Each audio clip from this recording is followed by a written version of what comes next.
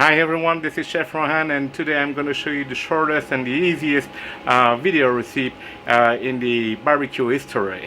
I will just smoke some sausage in my Serie 7 pellet smoker from Louisiana Grills. All what you have to do is just to hang some sausage on some hooks in the smoker. You just set the temperature in smoke mode at around 60-65 Celsius degrees and wait maybe 3 to 4 hours.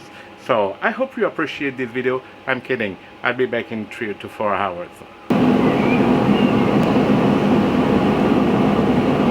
So now after 4 hours of smoking, the sausage are really dry, smoked. It smells so good.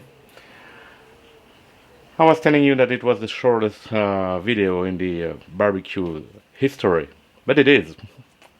So I hope you enjoyed this small video. Please like and subscribe to my channel. Bye bye.